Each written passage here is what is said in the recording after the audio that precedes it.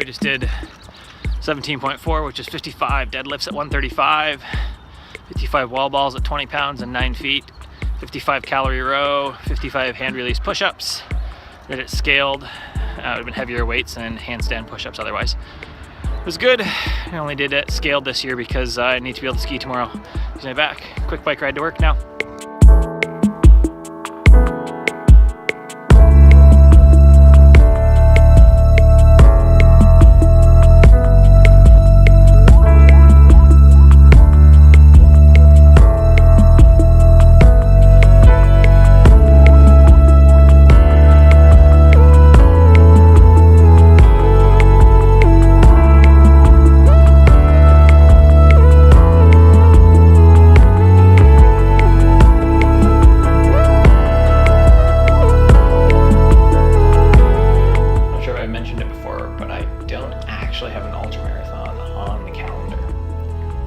Last night we were working out our total calendar for starting next month actually, April, for outdoors. So I'm going to take the kids backpacking.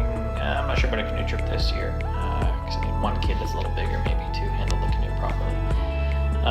But backpacking and a bunch of day hiking and a bunch of bouldering and then maybe some rock climbing, but we need new ropes and we'll have to see about that. Anyways, so the two that I'm looking at and my time frame is looking like September, October time frame. And there's two that are local that are nice.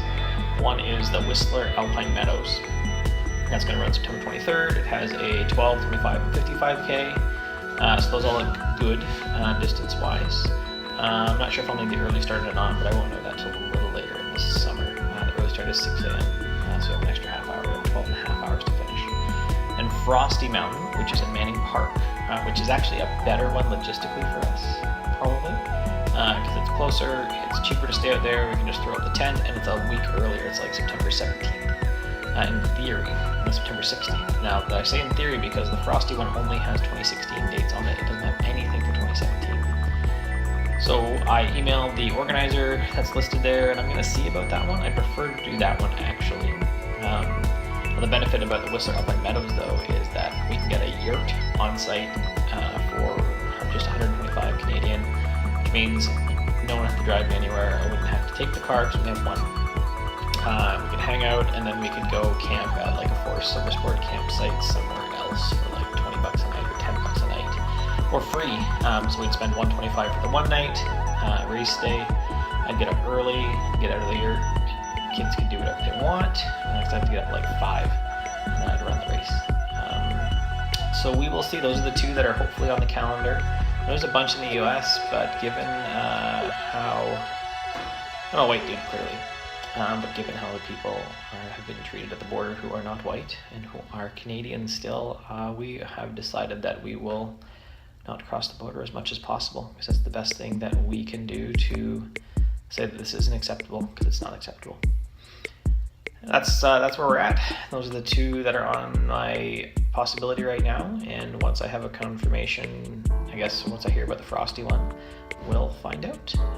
I'd like to do that one. It's easy to train it, and that one I can just zip out to after I put the kids to bed on a Friday night, and I can get up, do what's called an alpine start, so start at like 3 a.m. and run huge chunks of the course in prep, in addition to maybe going to some of the prep runs that they have for it.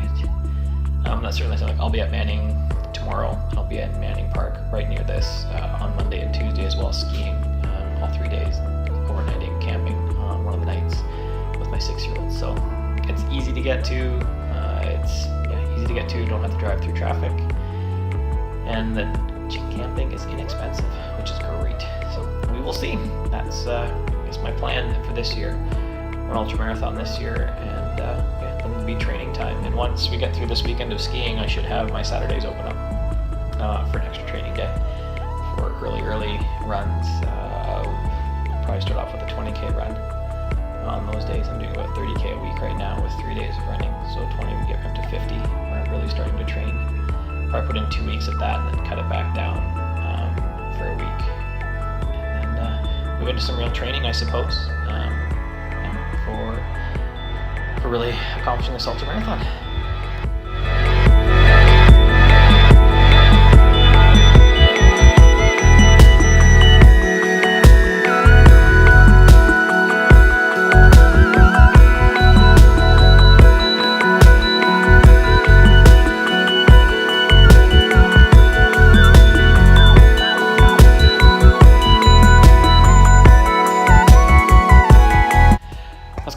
day. After saying that I didn't know when Frosty was, probably about 5 minutes after I recorded this, about 20 minutes after I emailed the organizer, I found the 2017 dates, and it's just 1 day early, so it's the September 16th, and that combined, that looks good.